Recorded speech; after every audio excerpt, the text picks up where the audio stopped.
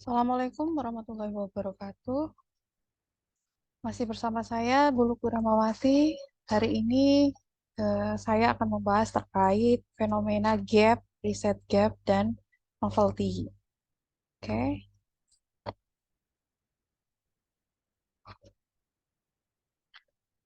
Jadi apa sih fenomena gap, riset gap, dan novelty gitu ya? Itu biasanya kita bahas ketika kita ingin merumuskan masalah terkait penelitian ya. Jadi biasanya teman-teman kesulitan di sini. Apa itu fenomena gap, riset gap, dan novelty. Nah, fenomena gap sendiri ini sebenarnya jadi masalah itu bisa dibangun dari tiga ini, teman-teman. Jadi yang pertama fenomena gap ini apa ya? Fenomena gap ini terkait dengan ada dua hal utama ya yang bisa mendefinisikan apa itu fenomena gap ya. Jadi ada Dasolen versus Dasein ya. Dasolen itu apa yang seharusnya terjadi versus Dasein itu apa yang faktanya yang benar-benar terjadi di lapangan itu seperti apa. Jadi kita bandingkan ya. Dasolen itu merujuk pada teori ataupun penelitian terdahulu. Jadi ada teori atau penelitian terdahulu itu bilang apa, menyatakan apa gitu ya. Kemudian kita cek faktanya, faktualnya. Ya, itu oh ternyata nggak sama nih ya antara teori dengan apa yang terjadi di lapangan, faktualnya seperti apa. Gitu ya. Itu Dasolen versus Dasein. Sehingga misalnya nih, secara eh, contohnya ya, misalnya ketika pengangguran naik, maka pendapatan nasional seharusnya turun. Ya, ternyata ada fenomena nih. Ternyata pada suatu waktu, misalnya di Indonesia, pengangguran naik, pendapatan nasional naik gitu. Nah, itu ada gap, ada kesenjangan ya antara Dasolen dan Dasein. Nah, itu bisa kita konfirmasi lebih lanjut. Kenapa kok eh, terjadi kesenjangan ini, terjadi kesenjangan fenomena ya? Maka kita cek apa sih apa yang mempengaruhi ya? Ada faktor lain yang mempengaruhi enggak gitu. Atau misalnya eh, untuk yang ekonomi kan pernah belajar mikro ya.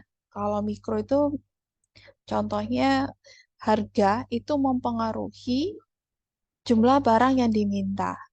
Ya, ketika harga naik, ya, secara teori harga, ketika harga naik, secara teori jumlah barang yang diminta itu turun. Nah, eh,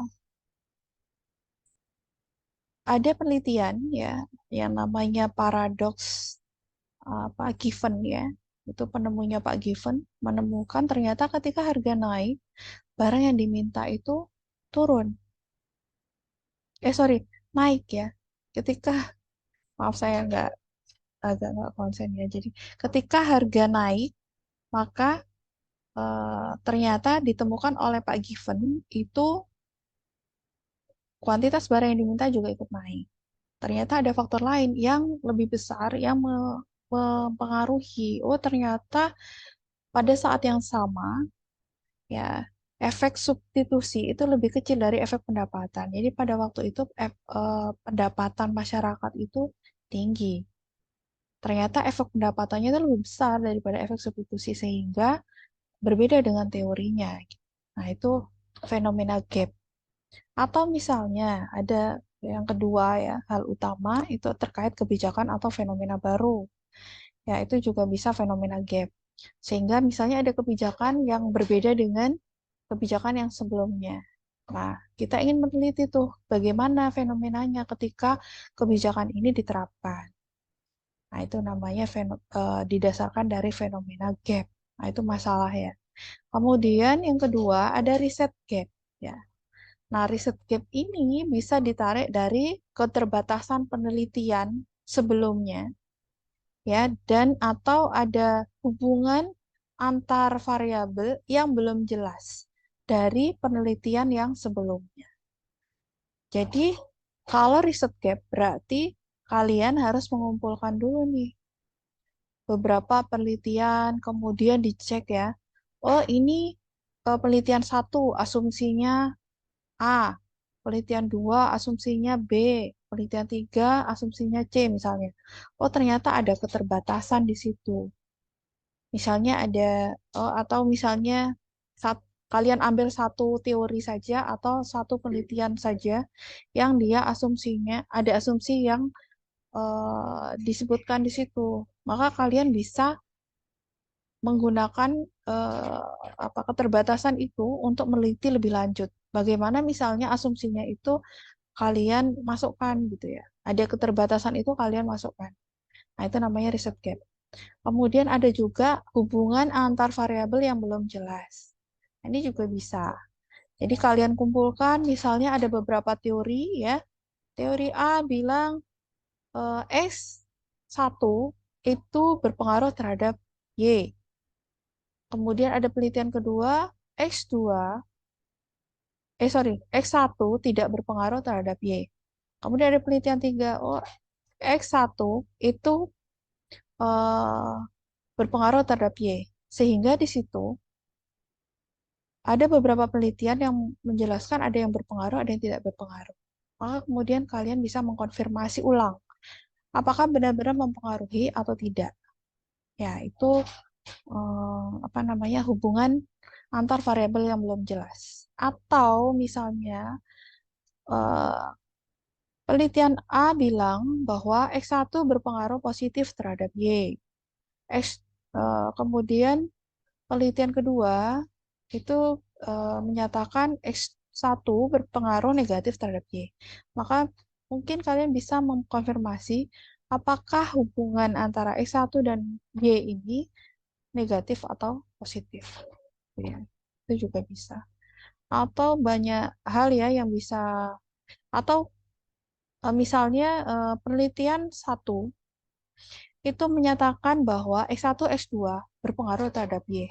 Kemudian ada penelitian 2 menyatakan ada X1, X2, X3 berpengaruh terhadap Y.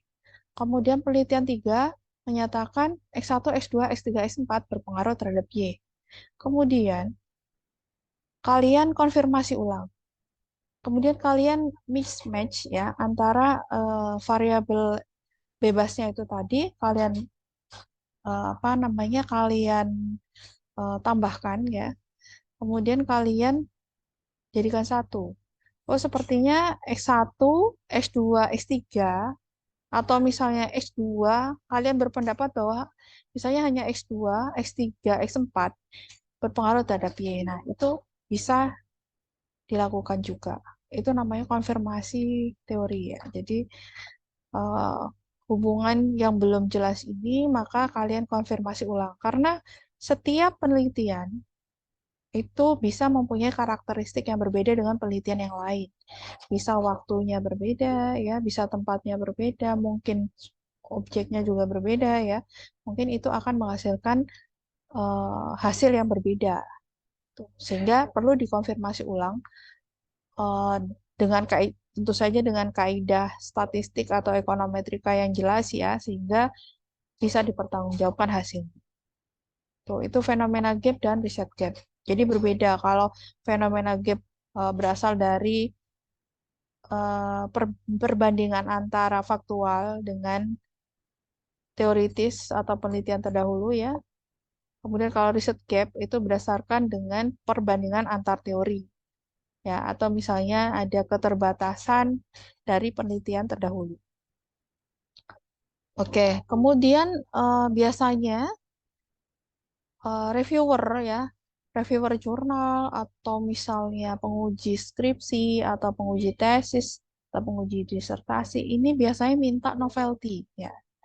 Novelty ini bisa diartikan sebagai kebaruan fenomena, metode, teknik atau lain-lain. Jadi ada istilah kebaruan di situ. Nah, bagaimana caranya kita menemukan kebaruan? Maka kita harus memetakan beberapa penelitian terdahulu terkait dengan tema penelitian yang akan kita ambil ya. Kemudian kita cek, oh penelitian saya berbeda, berbedanya dengan penelitian yang terdahulu apa?